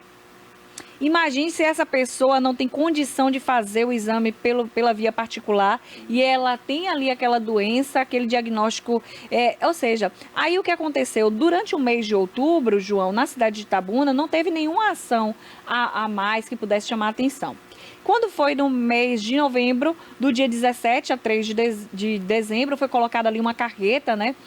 No centro até, para que essas mulheres pudessem fazer a mamografia, e eu até mencionei no programa que as mulheres, elas precisavam ter o auxílio do exame, ter acesso facilitado, não somente no mês de outubro ou de novembro, através de uma carreta, mas que o sistema de regulação funcionasse adequadamente, porque o câncer não aparece só no outubro, não aparece só no novembro, né? Mas durante todo o ano, em qualquer mês, que ela tivesse essa facilidade. E isso é, como você mesmo disse aí, uma obrigação. É uma obrigação. Então, quando a gente faz uma avaliação de governo, né? Aí o prefeito foi reeleito, mas hoje, como que anda realmente a questão do funcionalismo público? O que de fato melhorou? A gente não consegue observar isso de forma mais ampla. Eu me controlo muito para não poder falar o que eu não devo, sabia, Lari? Mas assim, falando de Augusto Castro, admiro muito como político. Para mim, ele é um ótimo legislador. Como prefeito executivo, não dá. Para mim, Augusto ele é muito sábio, ele é muito sagaz, ele consegue ser desenrolado, consegue chegar com emenda, consegue ter uma abertura ali e aqui. Mas como executivo, como representante do povo de um município, eu, como não eleitor dele, né, nunca votei, mas como munícipe itabunense, eu não comungo com as suas atitudes em relação ao executivo da cidade. Para mim, o primeiro ponto é, como você falou, a saúde, né? Saúde, falta de investimento em educação, quantas creches fechadas, quantas escolas fechadas, quantas áreas que a gente vê tantas pessoas falando, prefeito, vamos agir aqui, prefeito, vamos ali, aí vamos moldar ali o hospital de base para ficar bonito, para fazer um vídeo bacana. Vai lá no hospital de base para você ver o negócio. Falta tudo, álcool em gel, falta tudo, equipamento não tem. As pessoas ficam limitadas, os profissionais ficam limitados a trabalhar. Sim. Então, assim, moldar as coisas, acho que isso aí até pegou do governo do estado, que gosta de moldar, mas na verdade a grande realidade do dia a dia, do cotidiano, é não a funcionalidade, não tem uma prática muito bacana, não tem uma prática eficaz. Infelizmente, isso é um grande reflexo do governo PT em nossa Bahia. Mas não vamos entrar nesse caso, né? Vamos falar um pouco de Augusto. Eu acho que um grande déficit também são os buracos da cidade. Augusto, você pode ver que toda hora está colocando asfalto. Alguém de vocês já conseguiu puxar quanto ele já investiu em asfalto na cidade? Quanto ele já investiu, não, quanto ele já gastou? Para um problema que é recorrente, que nunca se resolve. Então, assim, Itabuna, ela vive de migalhas. Eu não concordo. João, você só fala mal do governo, só fala mal. Lógico que eu vou falar mal. A gente não tem ninguém que represente a nossa voz. A gente não tem ninguém de oposição na cidade. A gente vê Guinho, a gente vê Charliane colocando de frente. Para as pessoas que estão dentro do mandato, que estão na folha de pagamento, tem que pensar fora. Não é porque você está recebendo que você está sendo a cidade está 100%. Não está. Itabuna está um caos, pô. Itabuna tem um potencial de crescimento muito grande, mas infelizmente a gente vê uma máquina pública que funciona para fazer ele como se fosse uma monarquia.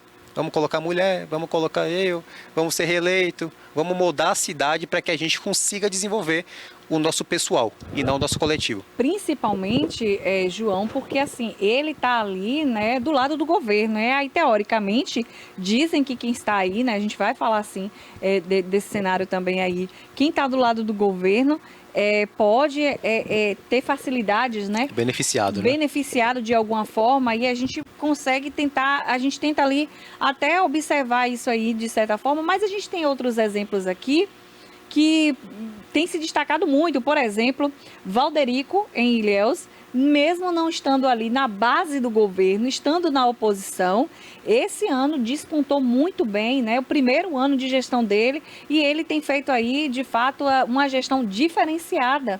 Então, se a gente fizer um comparativo da gestão de Valderico com a de Augusto Castro, a gente vai encontrar diferenças, assim, muito absurdas, exatamente. Se você comparar o governo de Valderico em menos de 365 dias para 5 anos de Augusto, você vai ver um crescimento potencial enorme de Ilhéus desapontando na frente de Itabuna. A gente conseguiu iluminação de LED. A gente, quando fala, porque realmente é o Valderico que me representa e representa a política que eu acredito. A iluminação de LED da ponte, que era obra do governo do estado, que era obrigação do estado, e não foi feita. Aí teve aquela iluminação do Cristo, diversos anos parado. Vamos lá focar. Iluminação da via pública em relação àquela orlazinha ali do sul, da ponte. Fez todo. 13 de maio agora, sendo recapeada. Então, assim, a gente vê em Valderico um formato de política que me representa. Que eu, como jovem, eu vejo, cara, esse cara me representa muito. Ele consegue colocar a família dele de uma forma mais leve. A primeira-dama, a gente vê que não vai estar usufruindo da máquina pública porque ela é candidata no ano que vem. A gente vê um amor da primeira-dama pegando as filhas, colocando, criando, desenvolvendo projetos. Sim, que é fazendo parte mesmo. Até me esqueci o projeto que ela foi a desenvolvedora, me perdoe, Valderico e Thaís, mas eu vejo o potencial que ela tem e trazer a capacidade de estudo dela em relação à medicina, né, para próximo da população. Então, até foi iniciativa dela, o dezembro laranja, a iluminação laranja no Cristo, ser uma grande referência em relação a isso. Então, as diferenças de mandato, o que ele está fazendo em menos de um ano para o que Augusto fez em 5, é muito escandalosa. E olhe lá, sem o apoio do governo do estado.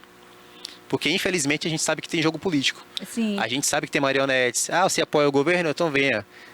Toma aqui um privilégio, toma aqui uma emenda, toma aqui...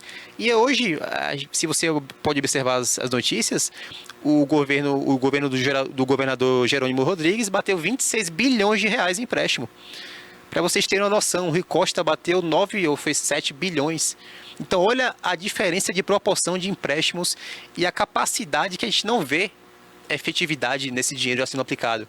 Pelo menos no sul da Bahia eu não vejo essa proporção de desenvolvimento, de sendo referência. São cidades atrasadas, infelizmente. Então a gente precisa repensar nosso voto, precisa repensar nossa forma de ver a política, porque o futuro está na mão de vocês, só depende de vocês. E tudo o que Valderico está construindo, realizando na cidade de Ilhéus, é sem o governo do estado. Sem o governo do estado, sem empréstimos, né? O que chama a atenção é que ele corre por fora, como a gente fala, né? Através de parcerias, né? Ele vai para a China, ele vai para outros lugares para tentar ali buscar recursos que realmente possam auxiliar a administração pública dele, né? E de fato tem sido muito bem avaliado. A última pesquisa que saiu, inclusive em agosto, ele bateu ali 87% de aprovação do governo, né? Tem terminado Trouxe agora os patinetes elétricos, a segunda cidade da Bahia que tem isso, só atrás de Salvador. Os índices da saúde também, ele conseguiu elevar ali os índices da saúde, melhorando, para você entender na prática aí, os atendimentos nos postos de saúde, né? Trazendo ali aquele sistema de cotas para dentro do posto de saúde mesmo, funcionando literalmente a regulação. A área da educação também despontou bastante, né? Aí um beijo, inclusive, para a secretária Eva, que sempre está aí nos acompanhando, é uma grande parceira também. Mas, assim, a área da educação, reformas dentro das escolas, reformas de verdade, né? Reformas que já aconteceram e as escolas estão lá funcionando, ao contrário de Itabuna, onde as escolas aí estão fechadas desde a gestão passada. Valderico conseguiu aí, através da Secretaria de Educação, reformar escolas e colocar essas escolas em andamento no mesmo ano aí, no período letivo. Então, tudo Turismo isso aí também, conseguiu fazer um Réveillon que vai ser o maior do sul da Bahia, fez o São João no primeiro mandato, vai fazer o Réveillon. Então, tudo isso é atrativo para nossa região, sabe? E Itabuna a gente vê parada no tempo, inaugura no máximo uma placa, demora 3 anos para fazer uma praça. Então, assim, a gente pode ver, Ilhéus acabou o primeiro mandato do nosso prefeito, ele consegue entregar um food truck, consegue entregar uma revitalização da praça com parcerias privadas. Então, assim, o potencial de Itabuna é gigantesco, mas falta vontade de querer fazer, falta deixar os interesses de lado, sabe? Você acredita que, bom, nós temos aí um bom nome de gestão como o Valderico, né? Na sua composição de secretariado, tem o Vinícius ali também, né? O Ibran, que é o ex-prefeito, muito bem avaliado também, que saiu com altíssima aprovação ali em Buerarema, já declarou que vai sair candidato aí a deputado federal também, né? Esses nomes, Valderico, Enderson Guinha, o seu próprio nome também, João Abílio, e o também de Mona Lisa, prefeita de Bicaraí, que esse ano aí deu um olé, literalmente, na oposição, né? Que tentou aí derrubar, e a Mona Lisa demonstrou realmente a força que tem. Você acredita que esse grupo, que esses nomes consegue fortalecer aí o nome de ACM Neto, né, que vem aí como pré-candidato já aí na próxima eleição, já estão aí, mês que vem, né, janeiro já tem o carnaval, mas aí já estamos falando das eleições de 2026. Você acredita que a nível regional ele pode estar, sim, fortalecido dessa forma? Lari, na minha visão, eles não conseguem fortalecer, eles já fortalecem isso há muito tempo. O Mona Lisa é referência em Bicaraí, em toda a região ali, circunvizinha. Vinícius, 8 anos, 2 mandatos em Buerarema, muito bem avaliado, quase 90%. Aonde a gente vê isso aqui na nossa região? Não tem. Valderico, primeiro mandato dele, menos de 1 ano, já está fazendo diversas coisas positivas, mais de 80% de aprovação. Então, assim, eu trago muito o Enderson Guinha, nossa grande oposição, nosso grande presidente do União Brasil aqui na cidade, um grande trabalho prestado, bem capacitado, se envolve realmente a dedicação com a cidade. Então, assim, não é porque eu faço parte do grupo, que eu faço parte do União Brasil. Eu faço parte das pessoas que eu vejo capacitação e que me inspiram de alguma forma. Esse é o grande problema do Brasil, é você criar personagens e idolatrar eles até o limite. Hoje o Brasil é dividido entre Lula e Bolsonaro. Se você falar que não vota em Bolsonaro, você é lulista, é comunista. Se você não votar em Bolsonaro, em Lula, você é Bolsonaro, você é 22, faz arminha e é extremista. Então, assim, o Brasil precisa parar de polarizar esses meios. Enquanto você, cidadão brasileiro, ficar polarizando direita e esquerda, o nosso Brasil não vai andar. Isso é a verdadeira choque que você precisa entender. Até porque os próprios políticos não estão mais vivendo essa polarização em si, né? A polarização, ela existe na questão ali apenas da defesa dos direitos e benefícios próprios, cada um visando o seu próprio campo.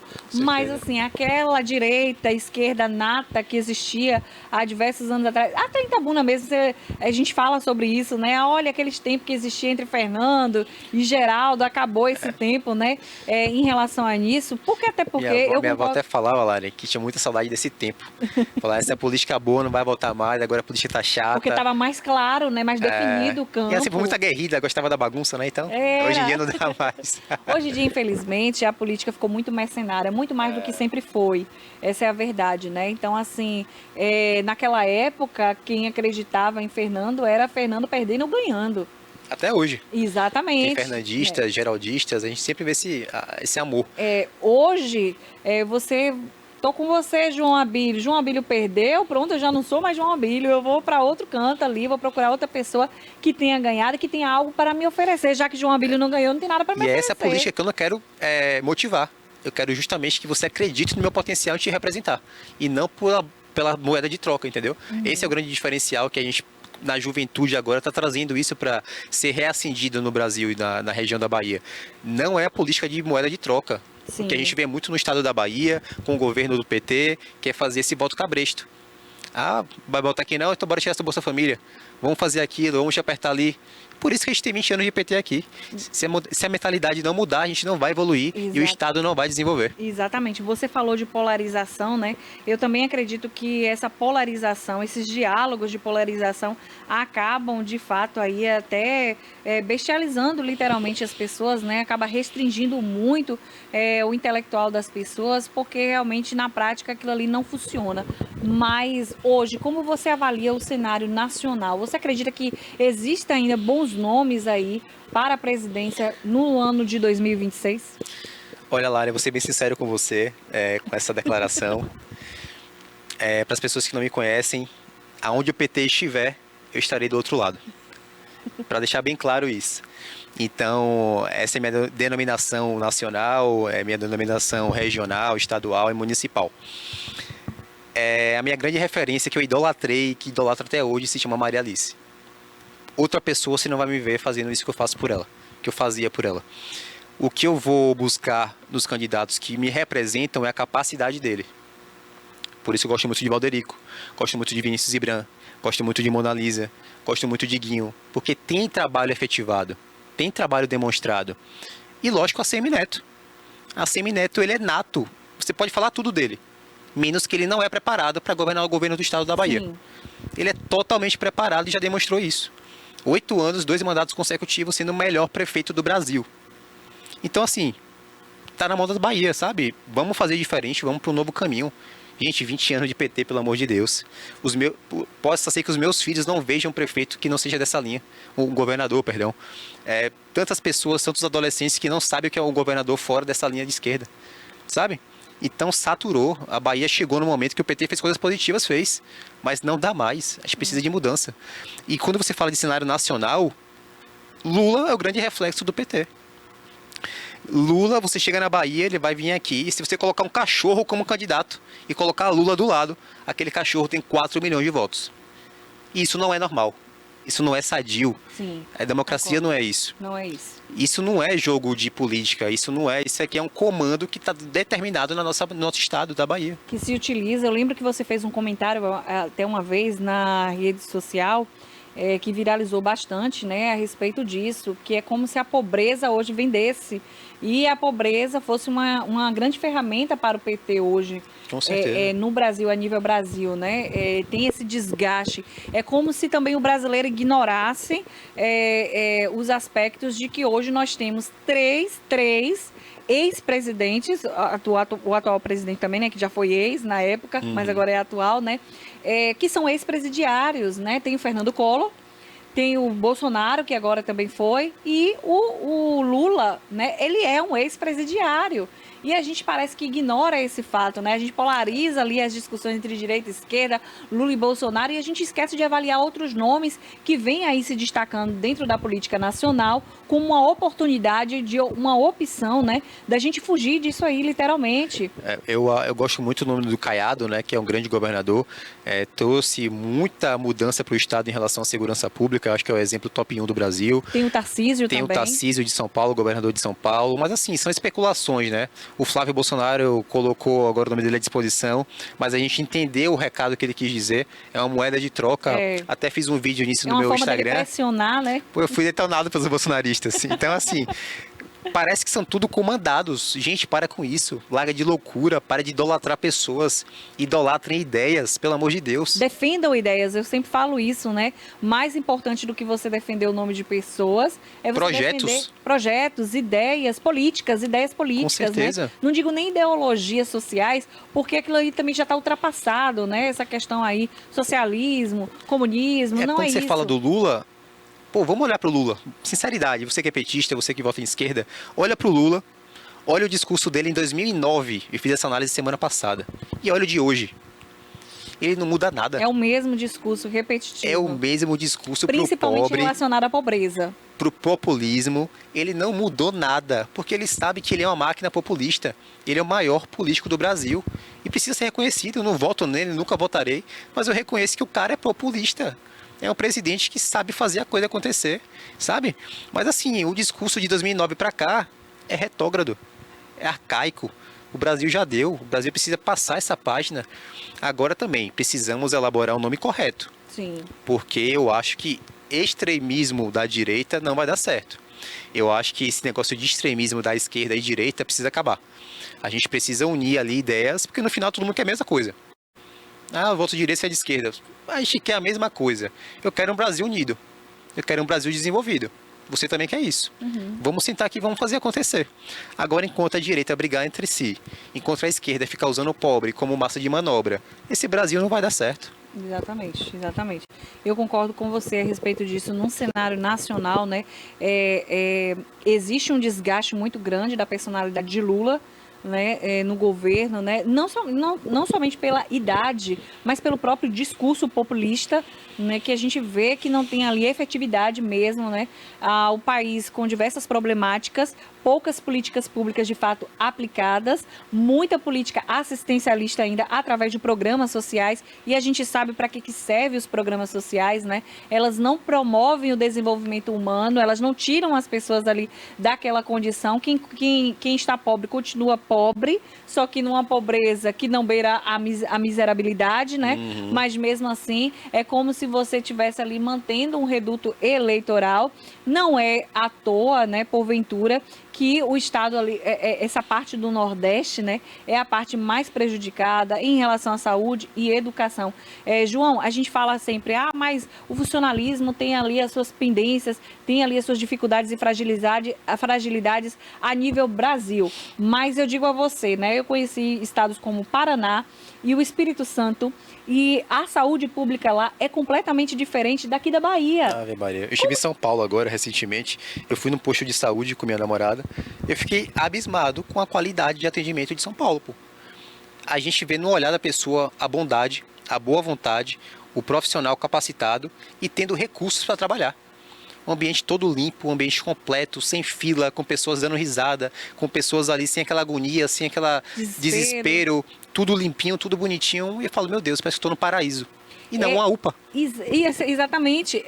No Paraná, né, eu tenho ali uma cunhada que ela mora numa cidade de Rolândia, né, o nome da cidade é Rolândia. E lá não existe, na cidade dela, né, não existe... Essa cidade eu tô fora, hein?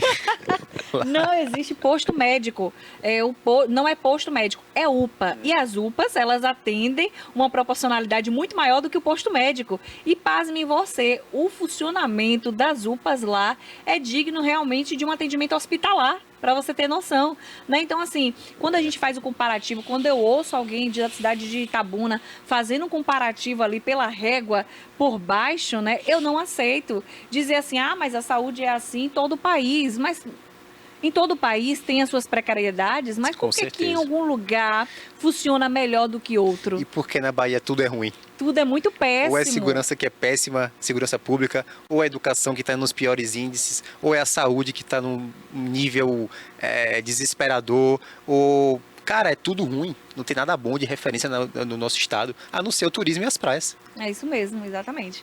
Olha, a gente está chegando ao final dessa segunda edição do TVI News, né? Com essa entrevista aqui espetacular com o João Abílio. Vocês estão aí nos acompanhando. A gente que tratou aqui de diversos temas, né? Falamos aí da trajetória política do João Abílio, né? Da sua herança política também através da sua avó Maria Alice, essa mulher política de grande referência, não somente aqui na região, mas a nível Bahia mesmo, nosso estado, né? Com o seu capital político muito influente. A gente falou aqui, fez uma avaliação de governo, um comparativo entre a cidade de Ilhéus e Itabuna, né? Nomes importantes aí que estão na oposição e que fizeram ótimas gestões também, como Vinícius Ibram e a Mona Lisa, né? Mas antes de encerrar, eu queria dar a oportunidade do João Abílio contar pra gente aí, né? Ele que foi recentemente nomeado, por assim dizer, pelo atual presidente do União Brasil Itabuna, que é o Whindersson Guinho, ex-vice-prefeito também. E aí ele foi nomeado como o atual presidente, oficialmente presidente do União Brasil Jovem. Eu queria saber de você, João Abílio, quais são as suas expectativas agora à frente, né, dessa liderança também do partido em Itabuna, e saber de você também as suas profissões ali políticas, né? Quais são as suas intenções, quais são as suas prospecções políticas também, principalmente porque o ano de 2026 está aí batendo na porta, já é mês que vem, janeiro, né?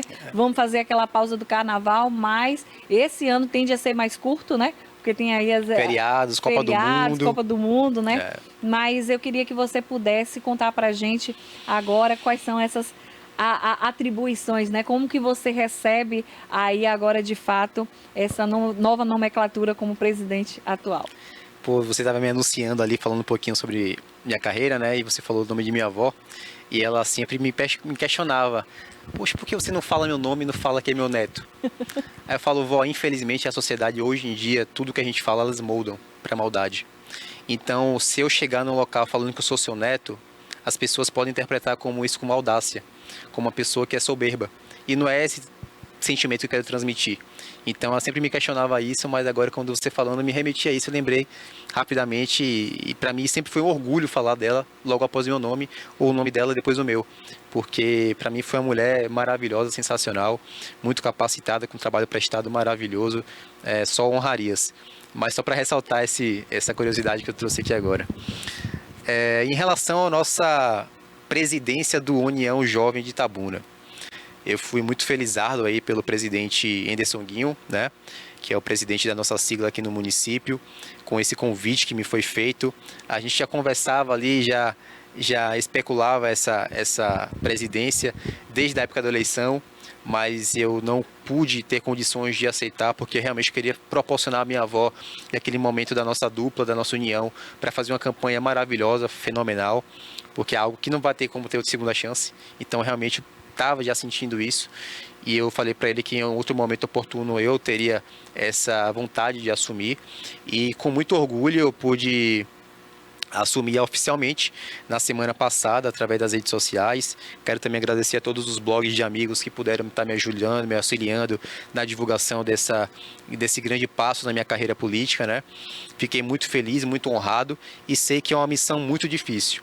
Sei que levar uma política de benfeitorias, levar uma política que traga essa resiliência no sentido de ser admirado e conseguir extrapolar um limite de, poxa, esse cara me representa, hoje em dia é muito difícil. Então a gente tem um trabalho muito difícil na nossa juventude do sul da Bahia, na nossa juventude de Itabuna. A gente vai programar diversas palestras, diversos seminários, trazer pessoas importantes, trazer a Semineto mais próxima da região, trazer Bruno Reis, que tem uma capacidade de poder divulgar diversos trabalhos feitos à frente de Salvador para a juventude da nossa região, trazer, quem sabe, aí pessoas como governadores de fora, por exemplo, Caiado, né? Pessoas com grande renome nacional, mas ainda não vou revelar, para fazer algum tipo de seminário em Itabuna. Então, a nossa especulação, o nosso sentimento realmente para esse mandato é entregar o meu melhor trabalho, entregar a minha melhor desenvoltura para a juventude e, com certeza, agregar nessa política que vai se formar a partir de agora, com esse novo rumo que a gente vai conseguir dar, com fé em Deus, na nossa juventude. Maravilha, maravilha. Boas falas essas suas aí, né? Animadoras também, né? Porque a gente precisa realmente trazer a nível mais amplo uma política nova, uma política que é possível essa política de benefício individual, né? Que os políticos aprenderam a utilizar ali junto à comunidade, embora esteja defasada, ainda é utilizada, e a gente trazer essa nova política, aquela política que realmente é possível moralizar a política. A gente sabe sim que é possível, João, tanto você como eu, que já esteve inserido aí dentro desse contexto, a gente sabe que o que dificulta é o sistema, literalmente, né?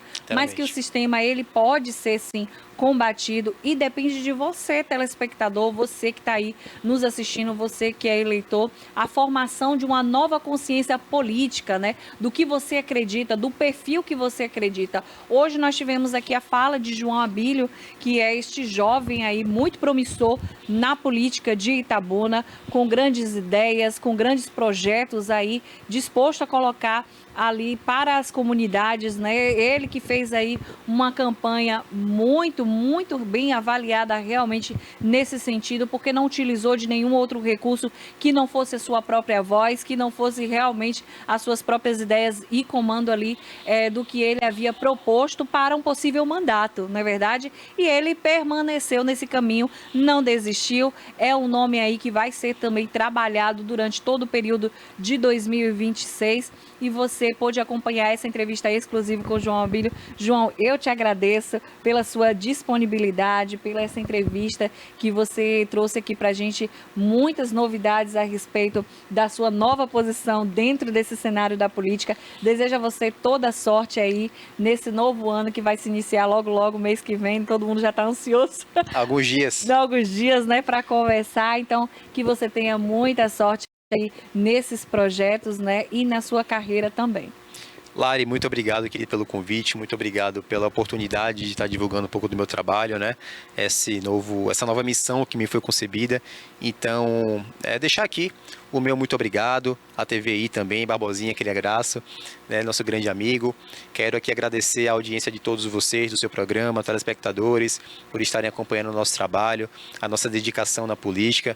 Para quem quiser saber um pouquinho mais do meu trabalho, das minhas atividades políticas, dos meus vídeos, né, são sempre vídeos muito bem elaborados, modéstia à parte, mas para poder entregar para vocês um melhor conteúdo possível de política e de uma visão realmente mais elaborada e não partidária, né? Mesmo sendo presidente, mas a gente sempre trabalha com as verdades. Então me segue no Instagram, João Abílio, tudo junto, que você já vai me encontrar e vai ser um prazer te receber por lá para poder compartilhar contigo tudo que a gente tem para frente, todas essas emissões que nos foram dadas, né? E talvez amanhã já esteja em Salvador para buscar algumas informaçõezinhas aí, vai ter posse da nova executiva do União Brasil Jovem, então talvez já tenha conteúdo para amanhã também. Mas muito obrigado, que Deus abençoe a todos vocês, muito obrigado pelo espaço e feliz ano novo, feliz Natal já antecipado a todos vocês também. Daqui a pouquinho o ano acaba e essa oportunidade aqui vai ser uma grande oportunidade de estar deixando esse abraço e esse beijo para todos vocês. Sim, muito obrigada também, muito obrigada a você, telespectador, que nos acompanhou nesta mais edição do TVI News aqui nesta tarde, nessa noite que se encerra. Amanhã estaremos de volta nesse mesmo horário, a partir das 17 horas, com muita informação, muita notícia para você que se mantém bem informado aqui na TVI News. 20 anos, 20 anos de história. Você que nos acompanha, muito obrigada pela sua audiência e até amanhã. Um grande beijo. Tchau, tchau.